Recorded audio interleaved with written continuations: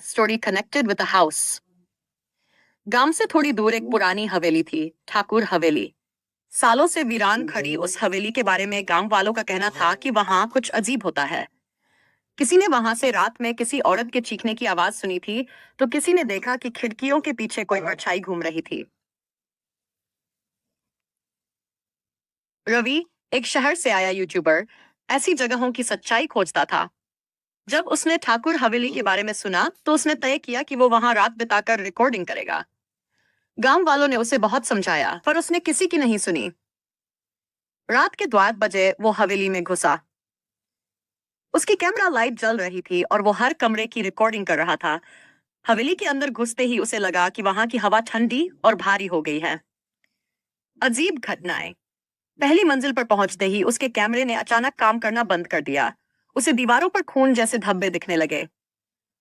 एक कमरे में उसे एक पुरानी तस्वीर मिली, जिसमें एक महिला और एक बच्चा खड़े थे, लेकिन तस्वीर के कोने में उसकी ही परछाई थी, जबकि वो तस्वीर बहुत पुरानी थी। उसे लगा किसी ने उसके कान में फुसफुसाया, तुम लौट क्यों नहीं जाते? रवि घबरा गया, पर उसने सोचा ये सब उसके दिमाग का भ्रम है। तभी दरवाजे खुद ब खुद बंद होने लगे। हवेली की सीढ़ियों से किसी के भागने की आवाज आने लगी, लेकिन कोई दिखाई नहीं दिया।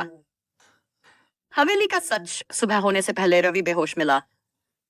कैमरा बंद पड़ा था, पर उसकी जेब में एक पुरानी चिट्ठी थी, जिसमें लिखा था, ये हवेली मेरी आत्मा की कैद है।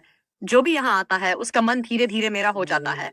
तुमने मुझे देख लिया है, अब तुम मुझसे दूर नहीं जा सकते। रवि लौट तो आया, लेकिन आज भी वो रात रात भर नींद में बड़बड़ाता है। वो औरत, वो बच्चा, वो दरवाजा बंद क्यों नहीं होता? अगर रात की परछाइयां। ठाकुर हवेली से लौटने के बाद रवि का व्यवहार पूरी तरह बदल गया था।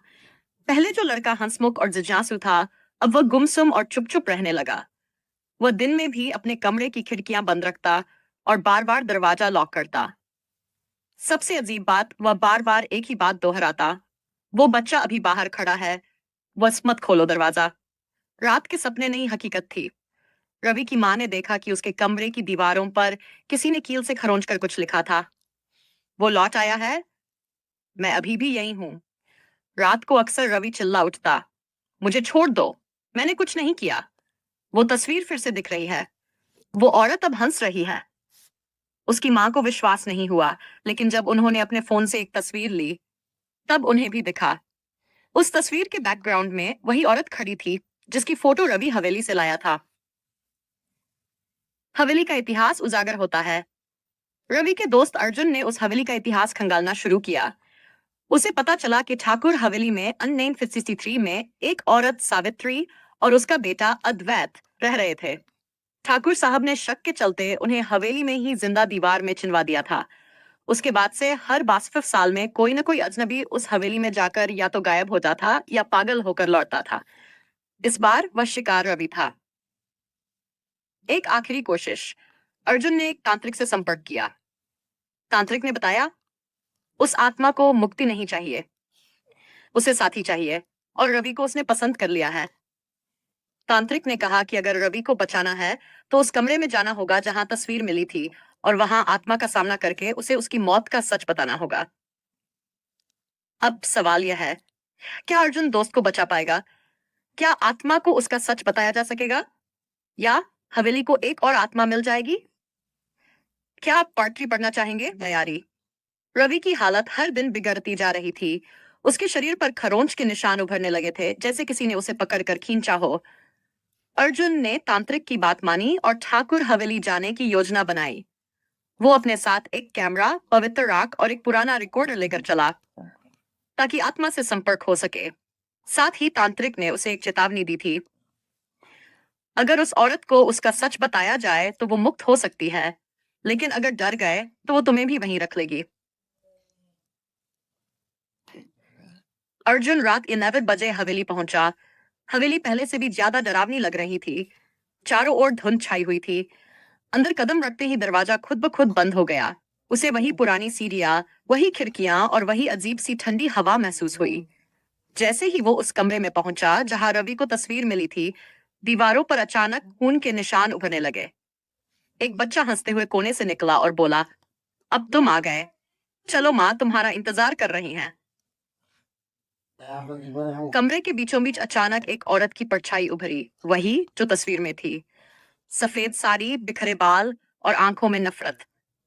अर्जुन ने कांपते हुए कहा, सावित्री, तुम्हारा सच मैं जानता हूँ, तुम्हें मारा गया, तुम्हें इंसाफ नहीं मिला।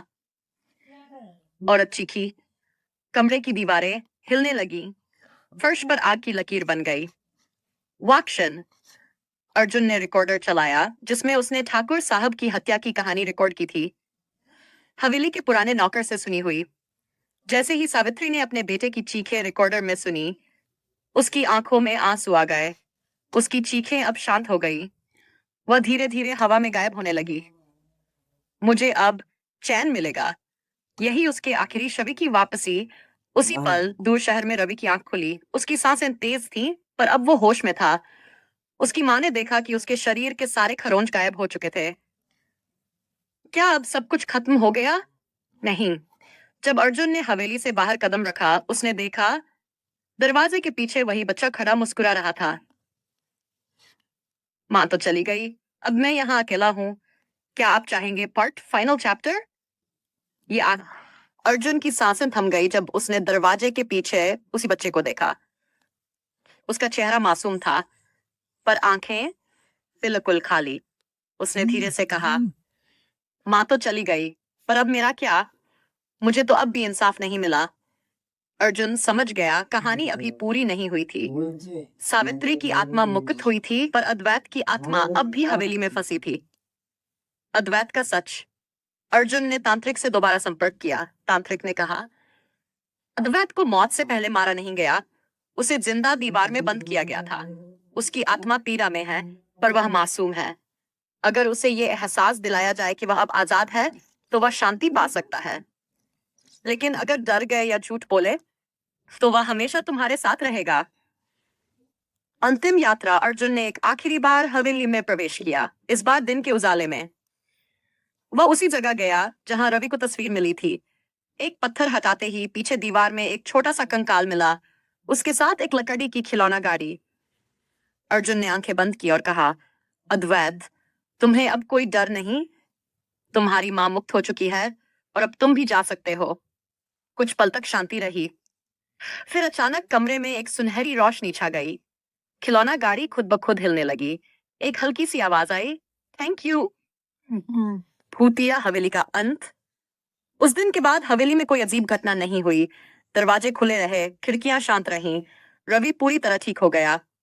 अर्जुन ने अपनी उस कहानी पर एक डॉक्यूमेंट्री बनाई, the spirit house, a true encounter, जो लाखों लोगों ने देखी। लेकिन आज भी जब कोई उस हवेली के पास से गुजरता है, तो उसे लगता है जैसे कोई बच्चा दरवाजे के पास बैठ